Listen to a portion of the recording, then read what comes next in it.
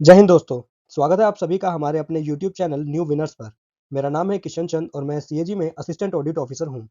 आइए शुरू करते हैं हम ज्योमेट्री की 5th क्लास, जिसमें आज हम देखेंगे ट्रायंगल्स के कुछ बेहतरीन कॉन्सेप्ट्स जो हर एग्जाम में, एसएससी के हर एग्जाम में लगभग उनसे एक क्वेश्चन तो बनता ही है।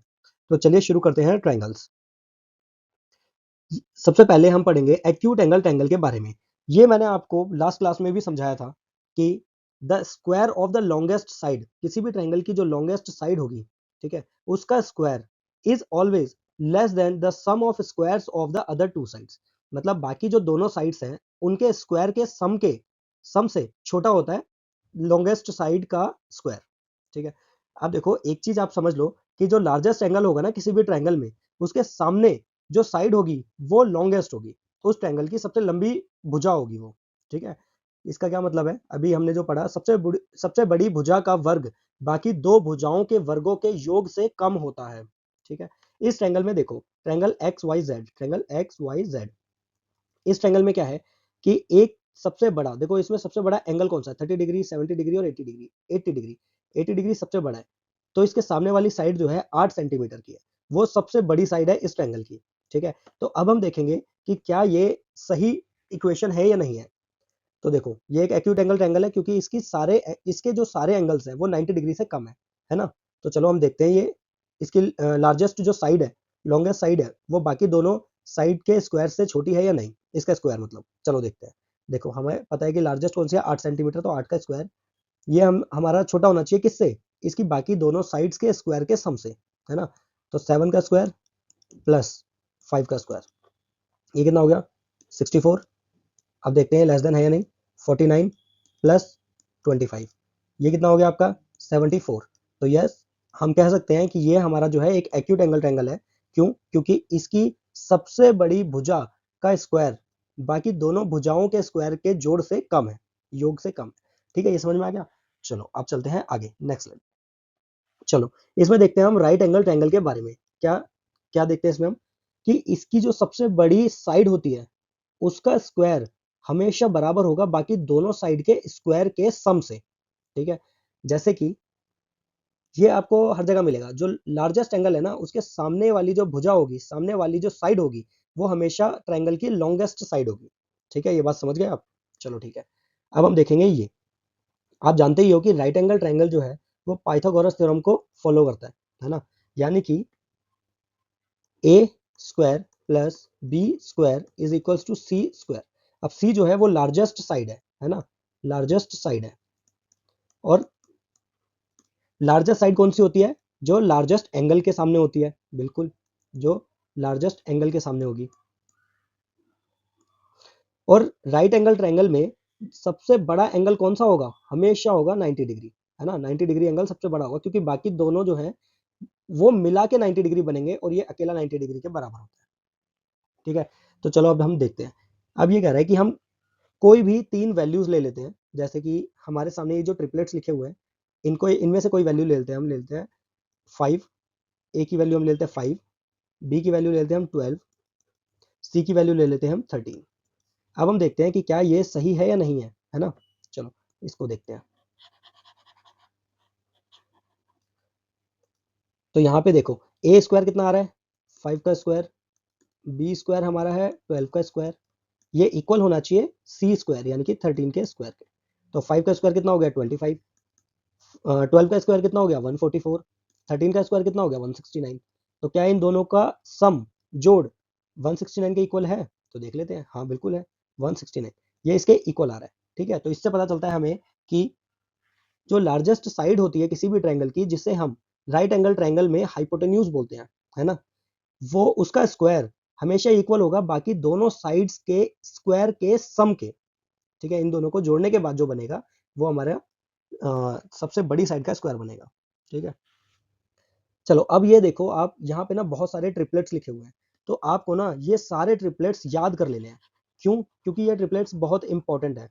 अगर किसी एग्जाम में ये ट्रिपलेट से रिलेटेड क्वेश्चन आता है तो ये आपके बहुत, मतलब बहुत सारे मिनट्स या सेकंड्स बचाएगा।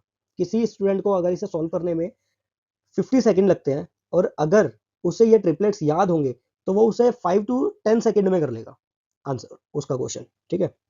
अब देखो, ये जो ट्रिपलेट्स हैं इन्हें आपको याद करना है, सारे ट्रिपलेट्स याद करने हैं, ये बहुत इंपॉर्टेंट है।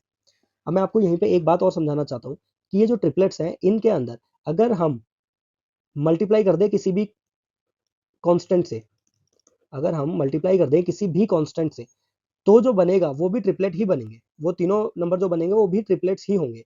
वहीं पे अगर हम इसे किसी मतलब इन ट्रिपलेट्स को किसी भी नंबर से डिवाइड कर दें, तब जो वैल्यूज आएंगी, तब जो तीनों नंबर होंगे वो भी ट्रिपलेट्स होंगे, वो भी क्या होंगे, ट्रिपलेट्स होंगे। मतलब वो राइट एंगल ट्रायंगल को फॉलो करेंगे, पाइथागोरस थ्योरम को फॉलो करेंगे, यानी कि उनमें जो लार्जेस्ट नंबर होगा उसका स्क्वायर बाकी दोनों नंबरों के स्क्वायर के जोड़ के बराबर होगा। ठीक है, जैसे कि देखो मैं आपको एक एग्जांपल के थ्रू समझाता हूँ। एक बार क्या हुआ, एक एग्जाम में, मतलब एसएससी का ही एग्जाम था, सीजीएल का एग्जैक्टली याद नहीं है, बट देखो उसमें क्या क्या आया था, उन्होंने दे रखा था कि जो बेस है एक ट्रायंगल का, राइट एंगल ट्रायंगल का, वो √3 है। ठीक है, और जो परपेंडिकुलर है यानी कि हाइट है ट्रायंगल की, वो दे रखी थी उन्होंने 4/√3, और उन्होंने हाइपोटेन्यूज निकालने को कहा था।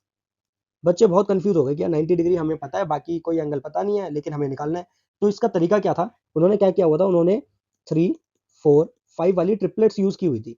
इसमें क्या कर रखा था उन्होंने, इसको डिवाइड कर दिया था 3 से, √3 से डिवाइड कर दिया था √3 से। तो 3/√3 क्या बना, √3 बना, है ना। और 4/√3 क्या बना, 4/√3 बना, और 5 को अगर √3 से डिवाइड करेंगे तो 5/√3 बनेगा। तो इसका जो आंसर था वो था 5/√3, जो कि बहुत आसान आंसर था, है ना, बहुत आसान था। बट फिर भी बच्चों को बहुत टाइम लगा इसे करने में। तो वहीं पे अगर आपको भी ये चीज पता होती और ट्रिपलेट्स याद होते, तो आप इसको मुश्किल से 5 सेकंड में कर देते कि 3 का √3 हो गया, 4/√3 है ही, तो ये 5/√3 आंसर। ठीक है, तो आप ये सब ट्रिपलेट्स याद कर लो, इसमें इन्होंने √3 से डिवाइड किया था।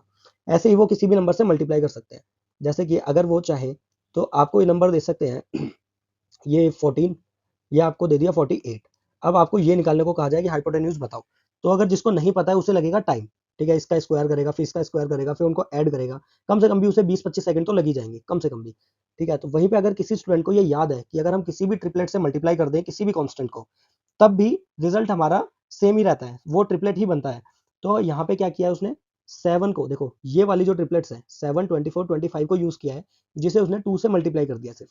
ठीक है, तो यहाँ पे क्या आएगा, 7, यहाँ पे 24, यहाँ पे 25, और सबका डबल कर दिया, 7 का डबल 14, 24 का डबल 48, तो ऐसे ही 25 का डबल 50। ये आंसर था इसका।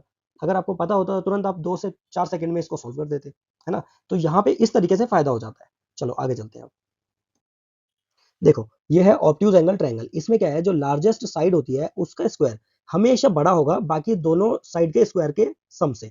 ठीक है, अब हम इसका भी एक एग्जांपल अगर हम देखना चाहें तो क्या हो सकता है, कुछ भी हम ले सकते हैं, जैसे कि ये ले सकते हैं हम 6। ठीक है, और ये ले सकते हैं हम 5। ठीक है, और यहाँ पे हम ले सकते हैं 8। तो ये हो जाएगा ऑब्ट्यूज एंगल ट्रायंगल। ठीक है, ऑब्ट्यूज एंगल ट्रायंगल में क्या है, देखो 8 का स्क्वायर जो है वो लार्जेस्ट है, मतलब 8 जो साइड है, 8 सेंटीमीटर जो साइड है वो लार्जेस्ट साइड है ना। देखो लार्जेस्ट एंगल के सामने क्या होगा, लॉन्गेस्ट साइड होगी, बिल्कुल, ये तो हमें पता ही है। तो अब हम इसको देखते हैं, 8 का स्क्वायर कितना होगा, 64, है ना। ये बड़ा होगा 5 के स्क्वायर प्लस 6 के स्क्वायर से। 5 का स्क्वायर 24, 25 प्लस 6 का स्क्वायर 36, इन दोनों को आप ऐड करोगे, ये आएगा आपका 61। तो यहाँ पे क्या आएगा आपका 64 बड़ा है, तो इसका मतलब ये क्या है, ऑब्ट्यूज एंगल ट्रायंगल है। क्या है, ऑब्ट्यूज एंगल ट्रायंगल। ठीक है, ये याद रखना है। चलो अब चलते हैं हम आगे। अब हम जानेंगे कुछ बेहतरीन चीजें, जैसे एंगल बाइसेक्टर ट्रायंगल में किसे कहते हैं, कैसे निकाला जाता है, और उसके क्या क्या प्रॉपर्टीज होती है। चलो इसे पढ़ते हैं। देखो एंगल बाइसेक्टर होता है किसी भी ट्रायंगल में अगर एक वर्टेक्स से यानी कि एक पॉइंट से सामने वाली साइड तक अगर हम एक सीधी लाइन खींचें, और वो लाइन इस प्रकार खींचें कि वो एंगल को दो इक्वल पार्ट्स में डिवाइड कर दे, दो इक्वल पार्ट्स में डिवाइड कर दे, तो उसे हम क्या बोलेंगे, एंगल बाइसेक्टर। क्या बोलेंगे, एंगल बाइसेक्टर। ठीक है, देखो पढ़ो। An angle bisector is a line drawn from a vertex of the triangle to the opposite side which divides the angle at that vertex into two equal angles। मतलब वो उसको to equal angles में divide कर देती है। ठीक है, उसे कहते हैं वर्ट वो बाइसेक्टर। ठीक है, एंगल बाइसेक्टर। ये चीज समझ में आई। चलो आगे चलते हैं। देखो एक ट्रायंगल है हमारे पास P Q R. In triangle P Q R, P S is the angle bisector of angle P, meeting side Q R at point S, S पे मिल रही है बिल्कुल। इसमें आपको समझने वाली बात क्या है कि देखो ये तो इक्वल पार्ट्स में डिवाइड करेगी ना एंगल को, है ना। तो हमारा एंगल QPS इक्वल हो जाएगा किसके, एंगल SPR के। QPS यानी कि ये वाला एंगल इक्वल हो जाएगा ये वाले एंगल के, ठीक है, SPR के। ठीक है, ये समझ में आ गया। अब देखो इसकी ना एक बहुत इंपॉर्टेंट प्रॉपर्टी होती है, फॉर्मूला होता है एक तरीके से, कि ये जो सामने वाली लाइन को किस पार्ट में डिवाइड करेगी, ये हमें कैसे पता चलेगा, है ना। तो ये डिवाइड करेगी सेम रेशियो में जो हमारी बाकी दो साइड्स का रेशियो है। ये चीज आपको याद कर लेनी है, ठीक है, समझ गए आप। देखो इसका फॉर्मूला क्या होगा, मतलब किस तरीके से लिखा जाएगा, ये लिखा जाएगा A बाय बी, ए हमारी साइड है, दूसरा बी भी साइड है, इन दोनों का जो रेशियो होगा उसी रेशियो में ये सामने वाली साइड को भी डिवाइड करेंगे, x अपॉन में y। इसको आप याद करो, ये इंपॉर्टेंट पॉइंट है, ठीक है। ठीक है, ये समझ में आ गया। अब देखो एक चीज और समझने वाली बात है कि x and y may be और मे नॉट बी इक्वल, यानी कि ये वाली जो लेंथ है ये हो सकता है कि वो इक्वल हो और ये भी हो सकता है वो इक्वल ना हो, हमें दोनों ही चीज लेके चलनी है, ठीक है। वैसे तो हमें यही मान के चलना है कि वो इक्वल नहीं होंगे जब तक हमें गिवन ना हो कि वो दोनों इक्वल है, इक्वल पार्ट्स में डिवाइड कर रहे हैं, ठीक है। चलो ये वाला फॉर्मूला आप याद कर लेना। अब आगे देखते हैं इसमें क्या है कि P S divides angle P into two equal angles, ये तो पता ही है हमें, ठीक है। In a triangle the angle bisector of an angle divides the opposite side in ratio of the sides containing the angle. हाँ ठीक है, यही वाले जो साइड्स हैं इनके रेशियो में ही सामने वाली साइड्स को डिवाइड करेंगे सेम रेशियो में, ठीक है। एक्स अपॉन वाई ये हमने लिख ही दिया है, a upon b is equals to x upon y, ठीक है। चलो आगे चलते हैं। अब हम पढ़ते हैं स्टीवर्ट्स थ्योरम के बारे में, ठीक है। हमारे पास एक थ्योरम होती है, स्टीवर्ट्स ने उसको दिया था। इसमें उसने ये बताया था कि अगर आपको ये एंगल बाइसेक्टर की वैल्यू निकालनी है, इसकी लेंथ निकालनी है, तो आप किस तरीके से निकालोगे, ठीक है। अगर हम पी एस की वैल्यू निकालनी है तो हमें क्या करना होगा, ए स्क्वायर मतलब इस वाली साइड का स्क्वायर इंटू में वाई ये वाली लेंथ प्लस बी स्क्वायर यानी कि इस साइड का स्क्वायर इंटू में एक्स यानी कि ये इक्वल होगा, ये हमारा इक्वल आएगा। देखो a square y plus b square x equal होगा हमारा एक्स प्लस वाई, यानी कि जो कंप्लीट तीसरी लाइन है जिसको डिवाइड किया गया है पी एस द्वारा, वो इक्वल हो वो इंटू में पी एस, ये है एंगल बाइसेक्टर का स्क्वायर प्लस एक्स वाई इसके इक्वल, ठीक है। तो ये पूरी इक्वेशन है हमारी स्टीवर्ट्स थ्योरम की, ठीक है। अगर हमें ये पता हो कि एंगल बाइसेक्टर जो पी एस स्क्वायर है उसकी वैल्यू हमें निकालनी है, तो हम किस तरीके से निकालेंगे, हम हमारे पास ये फॉर्मूला है, बट हम इसे शॉर्ट तरीके से भी कर सकते हैं। देखो कैसे, अगर हमारे पास अभी मैंने थोड़ी देर पहले आपको क्या बताया कि ये जो दोनों साइड का रेशियो होता है ए बाई बी, वो किसके इक्वल होगा, जो एंगल बाइसेक्टर तीसरी वाली लाइन को डिवाइड करेगा, यानी कि एक्स अपॉन वाई ये रेशियो होता है ना। तो इससे हम क्या निकाल सकते हैं, a y is equals to, ऐसे कर देता हूं, ठीक है, a y is equals to b x, sorry b x, ठीक है। ये वैल्यू हमें मिलती है इससे बी एक्स। अब इसको अगर हम इस इक्वेशन में पुट कर दें तो क्या मिलेगा, देखो ए की जगह पर बी एक्स पुट करना है ए वाई की जगह पर, और बी एक्स की जगह पर ए वाई पुट करना है। चलो कर देते हैं। ए वाई, इस वाली इक्वेशन को देखो आप, यहाँ पे ए स्क्वायर वाई है, यानी कि एक ए खाली बचेगा हमारे पास और बाकी ए वाई की जगह आ जाएगा बी एक्स, ठीक है। ऐसे ही हम क्या करेंगे, प्लस यहाँ पर बी स्क्वायर एक्स है लेकिन हमें बी एक्स की वैल्यू पता है, तो बी बाहर रख के ए वाई ले लेंगे यहाँ पे, is equals to X plus Y, और ये पूरा जो था हमारा पी एस स्क्वायर प्लस में एक्स वाई, ये पूरा तो है ही हमारे पास, ठीक है। अब हम क्या करेंगे, इसमें से देखो ए बी दोनों में से कॉमन ले लेंगे, तो यहाँ पे बचेगा एक्स प्लस वाई, यहाँ पे भी हमारा एक्स प्लस वाई तो था ही, है ना, और P S square plus X Y, X plus Y और एक्स प्लस वाई दोनों साइड से कट हो जाएंगे।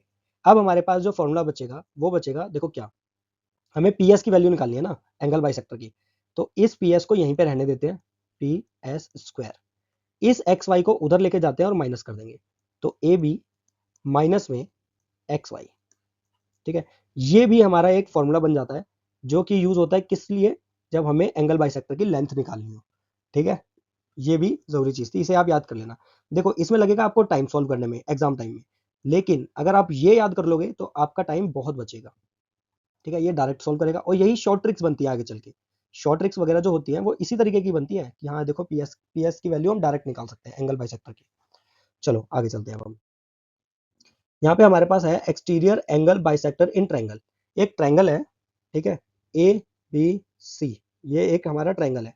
इसमें क्या कर रखा है हमने, ए बी लेंथ को, ए बी साइड को थोड़ा बाहर की तरफ एक्सटेंड कर दिया है। अब जो एंगल बना ये हमारा एक्सटीरियर एंगल है। क्या है ये, एक्सटीरियर एंगल है ना। इसका अगर हम बाइसेक्टर निकालें, ये है एंगल बाइसेक्टर एक्सटीरियर बाहर वाले एंगल का, जो कि इसे थीटा थीटा दो अलग अलग सेम पार्ट्स में डिवाइड कर रहा है इस एंगल को, है ना। तो देखो अब इसमें हमारे पास क्या क्या चीजें हैं। An exterior angle bisector of a triangle is a line that divides an exterior angle of the triangle into two equal angles. ये हमें पता है। An exterior angle is formed when one side of a triangle is extended. मतलब जब त्रिभुज की किसी एक भुजा को आगे बढ़ाया जाता है तो बनने वाला कोण बाह्य कोण कहलाता है। त्रिभुज में बाह्य कोण समद्विभाजक हम पढ़ रहे हैं, है ना। तो बाह्य कोण कैसे बनता है मैंने आपको बता दिया। उसका हमें समद्विभाजक किस तरीके से ड्रॉ किया जाता है मैंने अभी अभी आपको ये बताया, एडी, है ना। अब देखो in triangle ABC AD is the exterior angle bisector. इस ट्रायंगल मतलब एबीसी ट्रायंगल में जो हमारा एडी है वो एक्सटीरियर एंगल बाइसेक्टर है। अब अगर इस त्रिभुज की बात करें हम, ठीक है, ट्रायंगल एबीसी में और ट्रायंगल ए बी डी में, ये पूरे दो ट्रायंगल, तीन ट्रायंगल बन रहे हैं इसमें। एबीसी जो हमारा ओरिजिनल था, ए बी डी जो कि हमारा अभी एंगल बाइसेक्टर को मिला के बना है, ठीक है, और एक बना है एंगल ट्रायंगल हमारा ए सी डी, ए सी डी, ये तीन ट्रायंगल बन रहे हैं। अब देखो हमारे पास ए बी अपॉन में ए सी, एक फॉर्मूला होता है हमारे पास A B upon A C. A B upon में ए सी अगर हमें निकालना है तो ये सेम रेशियो को फॉलो करेगा बी डी अपॉन में डी सी को, बी डी अपॉन में डी सी को, ठीक है। बी डी हो गया हमारा ये बड़ी वाली साइड, बहुत बड़ी जो साइड है, अपॉन में डी सी मतलब ये छोटी वाली। ये आपको याद करना है ये वाला। इसके अलावा आपको ये भी याद करना है कि area of triangle ADB divided by area of triangle ADC. तो एडीसी ये वाला देखो, मैं एक सेकंड रब कर दूं ये सब, है ना। ये एक सेकंड देखो इसमें क्या क्या बोल रहा है कि ये जो हमारे पास ट्रायंगल है, triangle of area of triangle ADB, A D B, ये जो बड़ा वाला ट्रायंगल है हमारे पास ए डी बी, ठीक है, इस ट्रायंगल का एरिया और एडीसी ट्रायंगल का एरिया, एडीसी ये छोटा वाला ये वाला, ठीक है, ये जो ट्रायंगल है इन दोनों का जो रेशियो होगा वो सेम रेशियो होगा बीडी अपॉन डीसी है। बीडी ये बड़ी वाली लेंथ डिवाइड बाय डीसी, ठीक है, छोटी वाली लेंथ। क्यों होगा ये मैं आपको एक बार समझा देता हूँ, ठीक है, ये मैं आपको एक बार समझा देता हूँ क्यों होगा। देखो हमारे पास एरिया ऑफ ट्रायंगल एडीबी क्या है, हमारा एरिया ऑफ ट्रायंगल होता है एडीबी हाफ इनटू में एडीबी, ये वाले ट्रायंगल की बात कर रहा है ना, एडीबी, है ना। तो एडीबी बेस हम मान रहे हैं, हम बीडी को बेस बीडी है, और अगर हम बेस बीडी मान रहे हैं तो हाइट क्या होगी बीडी के रिस्पेक्ट में जो परपेंडिकुलर होगा, और परपेंडिकुलर फिलहाल हमें नहीं पता है तो हम मान लेते हैं ये वाला हमारा एक परपेंडिकुलर है, ठीक है, इस वाले मान लेते हैं अभी, ठीक है, इसका नाम रखते हैं हम एच। तो यह है एच। ऐसे ही ये जो ट्रायंगल है हमारा एरिया ऑफ ट्रायंगल एडीसी, इसको किस तरीके से हम लिखेंगे, हाफ इनटू में एडीसी, इसमें जो बेस है वो डीसी है, बेस क्या है डीसी, और इस ट्रायंगल की भी हाइट सेम है जो कि पिछले वाले की थी। अब देखो एच एच कैंसिल हो जाएगा, हाफ हाफ कैंसिल हो जाएगा। तो जैसा कि अभी मैंने बताया आपको एरिया ऑफ ट्रायंगल एडीबी और एरिया ऑफ ट्रायंगल एडीसी का जो रेशियो होगा वो किसके इक्वल होगा, बीडी अपॉन डीसी है। तो वही तो यहाँ पे भी है बीडी अपॉन में डीसी, बाकी तो सब हट गया, है ना। ये इस तरीके से बना हुआ है। चलो अब आगे चलते हैं और हम देखते हैं परपेंडिकुलर बाइसेक्टर इन ट्रायंगल। ये बहुत अच्छा कॉन्सेप्ट है। इसमें क्या कह रहा है, a perpendicular bisector of a line segment is a line which cuts the segment into two equal parts and is perpendicular यानी कि 90 डिग्री और राइट एंगल टू इट। इसका मतलब क्या है कि यहाँ पे ये एंगल को भी दो इक्वल पार्ट्स में डिवाइड करेगा, ठीक है, और ऐसे ही इसको भी इक्वल पार्ट्स में डिवाइड करेगा। मतलब बीसी की लेंथ को भी एक्स और एक्स में डिवाइड करेगा, दोनों की लेंथ क्या होगी सेम होगी। ये होता है परपेंडिकुलर बाइसेक्टर। और अगर ये ऐसा करता है, अब आप एक चीज सोचो, मैंने अभी अभी आपको क्या बताया, मैंने आपको ये ए बताया था, ये बी बताया था, और ये एक्स और वाई बताए थे ना। लेकिन यहाँ पे एक्स और वाई क्या है, बराबर है। तो क्या a by b is equals to x upon y था, और एक्स और वाई दोनों बराबर है, मतलब एक्स अपॉन एक्स करेंगे यानी कि हो जाएगा 1। ये दोनों 1 के इक्वल आ गए। तो ए, ये बी उधर जाएगा, 1 से मल्टीप्लाई होगा तो बी बचेगा, तो ए इज इक्वल्स टू बी नहीं हो गया? हाँ बिल्कुल हो गया। इसका मतलब ये वाली जो लेंथ है, ये वाली जो साइड है ट्रायंगल की, वो इस साइड के इक्वल है। ठीक है, समझ में आ गया? तो ये आपको याद रखना है। और जैसे ही किसी भी ट्रायंगल की, मैंने आपको स्टार्टिंग में बताया था कि किसी भी ट्रायंगल की अगर दो साइड्स इक्वल होती हैं, ठीक है, तो उनके आमने सामने वाले एंगल भी इक्वल होंगे। ठीक है, ये आपको याद रखना है। आप देख रहे हो चीजें किस तरीके से रिलेट होती जा रही है एक दूसरे से। आप जितना आगे पढ़ते जाओगे वैसे ही बाकी सब चीजें आपकी रिलेट होती जाएंगी एक दूसरे से। यहाँ पे क्या बोल रहे हैं, एडी इज परपेंडिकुलर बाइसेक्टर। और आपको ये भी समझना है कि यहाँ पे ये जो परपेंडिकुलर है, यही हाइट ऑफ द ट्रायंगल भी है ना। चलो आगे बढ़ते हैं। अब हम देखते हैं एल्टीट्यूड, हाइट या परपेंडिकुलर, तीनों एक ही चीज है इन अ ट्रायंगल। त्रिभुज में ऊंचाई और लंब किस तरीके से होता है। अब देखो, एन एल्टीट्यूड और height of a triangle is a line segment drawn from a vertex. ये वर्टेक्स से शुरू करते हैं हम, टू द अपोजिट साइड, और अपोजिट साइड यानी कि सामने वाली साइड तक लेके जाते हैं इस प्रकार से कि it is perpendicular to that side, कि वो उस साइड के परपेंडिकुलर यानी कि 90 डिग्री पर बन जाए। चलो ठीक है, यानी कि त्रिभुज की ऊंचाई या लंब वह रेखाखंड है जो किसी शीर्ष से खींचा जाता है और सामने वाली भुजा पर लंब होता है। लंब मतलब 90 डिग्री होता है। जैसे कि ये है, इस फिगर को देखो, ए बी सी एक ट्रायंगल है, और ए डी क्या है हमारे पास, एल्टीट्यूड कह लो, हाइट कह लो या परपेंडिकुलर कह लो। ठीक है, इसे क्या कह लो, मतलब ऊंचाई कह लो या लंब कह लो। क्यों? क्योंकि ये 90 डिग्री का एंगल बना रहा है। ठीक है, और बी सी जो बेस है हमारा, उस पर लंबवत है। लंबवत मतलब हम कहेंगे परपेंडिकुलर है। ठीक है, अब देखो, एक ट्रायंगल हमारा दे रखा है इस तरीके से, ये। अब इसमें 90 डिग्री का एंगल कहां से बनेगा, नहीं बनेगा ना। तो हम क्या करेंगे, इसको ना ऐसे करके, ऐसे यूं करके इस साइड तक खींच लेंगे और इस साइड को भी बाहर की तरफ खींचेंगे, ये बनेगा 90 डिग्री। ठीक है, ये हो जाएगा इसकी हाइट, और ये सिर्फ ये इतनी लेंथ बनेगी इसकी बेस। तो कभी भी हम इसका एरिया निकालेंगे तो क्या करेंगे, बेस इंटू हाइट इंटू में हाफ जो होता है फॉर्मूला। ठीक है, तो इस तरीके से हम ऐसे, जो ऑब्ट्यूज ट्रायंगल है, ये क्या है, ऑब्ट्यूज ट्रायंगल है, ये 90 डिग्री से ज्यादा है। ठीक है, तो ऑब्ट्यूज ट्रायंगल में मोस्टली ऐसा ही होता है, मोस्टली हमेशा ऐसा होता है कि अगर उनका परपेंडिकुलर हमें निकालना है तो हमें बेस को ना एक्सटेंड करना पड़ता है, एक्सटेंड करके हमें तब परपेंडिकुलर मिलता है। ठीक है, समझ में आ गई ये बात? वेरी गुड, चलो आगे चलते हैं। अब हमें देखना है relationship between angle bisector and altitude, perpendicular और हाइट इन अ ट्रायंगल। किसी भी त्रिभुज में कोण समद्विभाजक और ऊंचाई लंब के बीच संबंध क्या है वो देखना है हमें। ठीक है, देखो, एक हमारे पास है ट्रायंगल, क्या बोलते हैं, A B C, A B C, A B और सी। ये हमारे पास एक ट्रायंगल है। एडी जो है ये परपेंडिकुलर है। एडी क्या है, परपेंडिकुलर है, 90 डिग्री का डिस्टेंस है। एडी क्या है, परपेंडिकुलर है हमारे पास। ठीक है, और ए ई क्या है, ए ई है हमारे पास एंगल बाइसेक्टर। ए ई क्या है, एंगल बाइसेक्टर। अब हमें देखना है कि ये किस तरीके से इनके बीच में क्या रिलेशन है। तो रिलेशन होता है ये वाला, हमारा जो एंगल होता है D A E, D A ई मतलब परपेंडिकुलर और एंगल बाइसेक्टर के बीच में जो एंगल बनता है वो हमेशा होगा हमारा angle B minus angle C के हाफ के।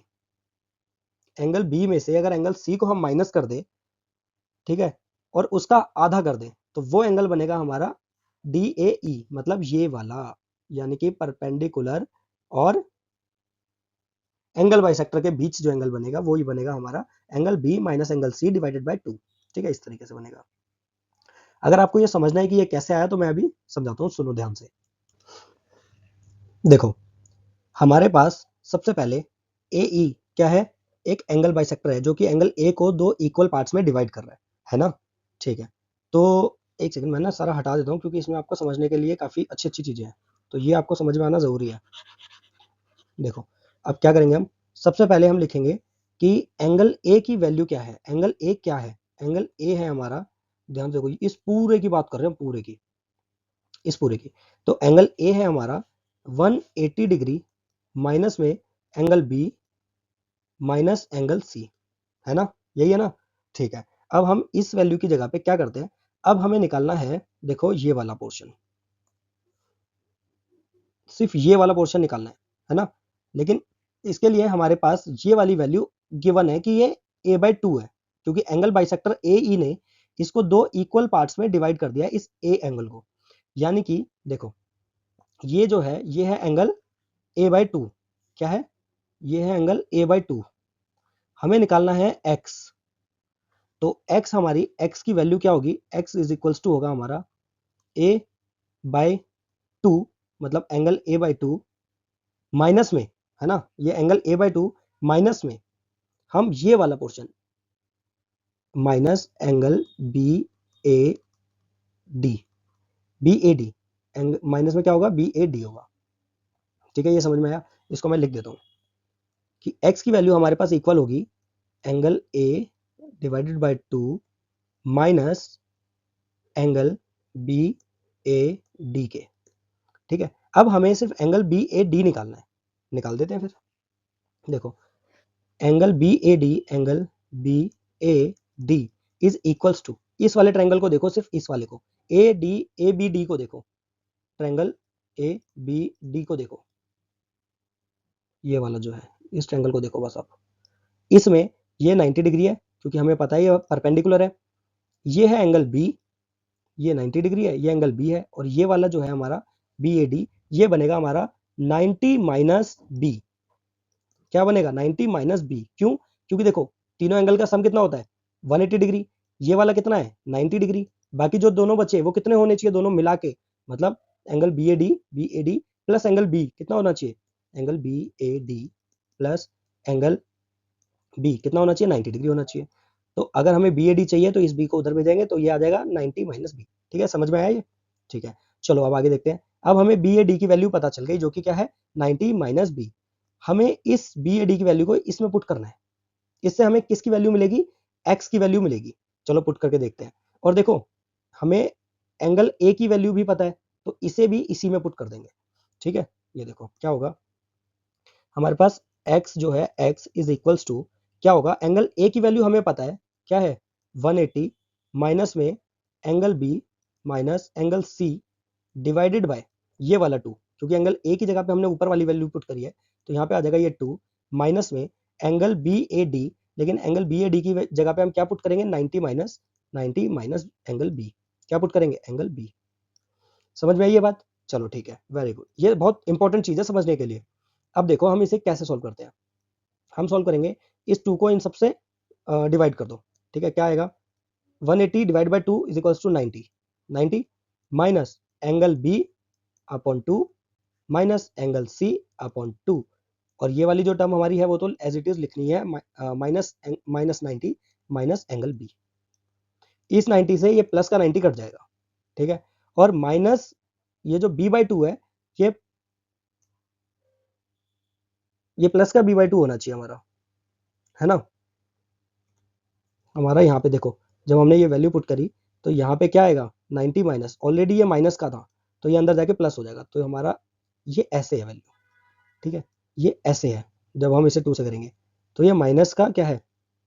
B है। तो अब हमारे पास क्या बचा? एंगल C/2 प्लस एंगल, ये माइनस का C/2 है, प्लस एंगल B/2। इसको हम किस तरीके से लिख सकते हैं? B प्लस का है तो आगे लिख लेते हैं, angle B divide minus C divided by 2, ये एंगल C। तो ये इस तरीके से फॉर्मूला बन जाएगा आपका ये वाला। समझ में आई बात? नहीं आई? देखो एक बार और ध्यान से सुनो। हमने यहाँ पे ना क्या किया था कि ये माइनस था और हमें BAD की वैल्यू में 90 माइनस B करना है।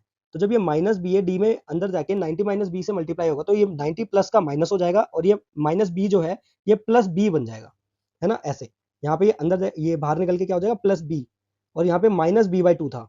अब माइनस B/2 मतलब कि B का आधा हमने माइनस कर दिया B में से, तो क्या बचा? आधा बचा, वो भी प्लस का, है ना। तो ये प्लस का हमने यहाँ से फिर यहाँ आगे ले लिया और जो माइनस का था वो हमने पीछे कर दिया।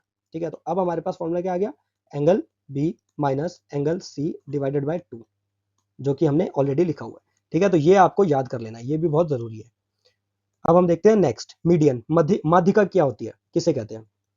ठीक है, माध्यिका होती है जो जिस साइड पे टच कर रही होती है उस साइड को दो इक्वल पार्ट्स में डिवाइड करती है, उसे कहते हैं माध्यिका, मीडियन।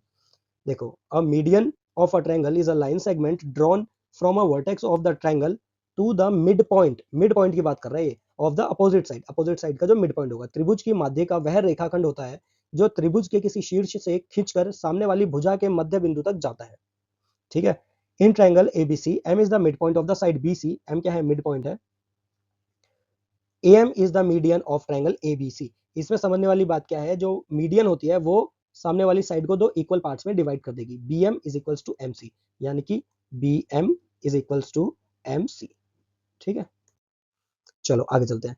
अब हम देखेंगे प्रॉपर्टीज ऑफ मीडियन, माध्यिका के कुछ गुण देखते हैं। क्या है, every triangle has 3 medians. Her triangle में ना 3 मीडियन होगी। क्यों होगी, क्योंकि हर ट्रायंगल में हर साइड होगी, मतलब 3 साइड होंगी और तीनों साइड का एक मिड पॉइंट होगा। अगर हम मिड पॉइंट को सामने वाले वर्टेक्स से मिला दें तो ये बन जाएगी माध्यिका, मतलब मीडियन। तो ये क्या कह रहा है, हर ट्रायंगल में 3 मीडियंस होंगी। Very good. Each median joins a vertex to the mid point of the opposite side. बिल्कुल, अभी मैंने आपको बता ही दिया। प्रत्येक माध्यिका शीर्ष को सामने वाली भुजा के मध्य बिंदु से जोड़ती है। बिल्कुल। A median divides the triangle into 2 triangles of equal area. हाँ, ये बात सही है कि एक जो माध्यिका होगी किसी भी ट्रायंगल में, वो उस ट्रायंगल को 2 इक्वल पार्ट्स में डिवाइड करेगी जिसका दोनों का एरिया सेम होगा। ठीक है, ये आपको समझना है। तो एरिया ऑफ ट्रायंगल ABD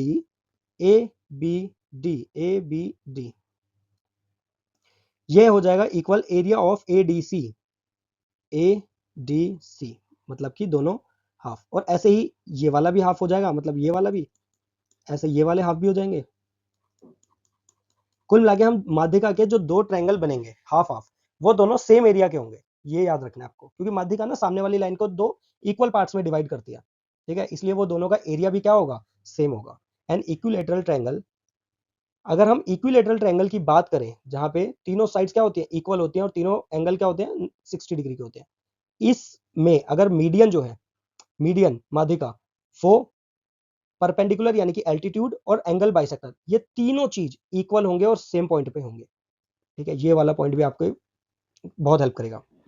ये बता दिया। एक समबाहु त्रिभुज में माध्यिका, ऊंचाई यानी कि जो उसका हाइट होती है, और कोण समद्विभाजक, तीनों के तीनों क्या होते हैं, एक ही होते हैं, एक ही होते हैं। ठीक है, चलो अब चलते हैं आगे। बस इतना ही था दोस्तों आज की क्लास में। बाकी हम नेक्स्ट क्लास में आपके लिए बहुत अच्छे अच्छे कॉन्सेप्ट्स लेके आने वाले हैं, तो आप इस चैनल को सब्सक्राइब कर लो और अपने दोस्तों के साथ शेयर करो वीडियो को, जिसको बेसिक से कॉन्सेप्ट समझने हैं। और एसएससी की तैयारी को लेके जो सीरियस है वही चैनल को सब्सक्राइब करे और हमारे वीडियोस को लाइक करें, शेयर करें और कमेंट करें अच्छे अच्छे, और हमें बताएं कि आप और क्या चाहते हैं। ठीक है, बाकी मिलते हैं हम नेक्स्ट वीडियो में। जय हिंद,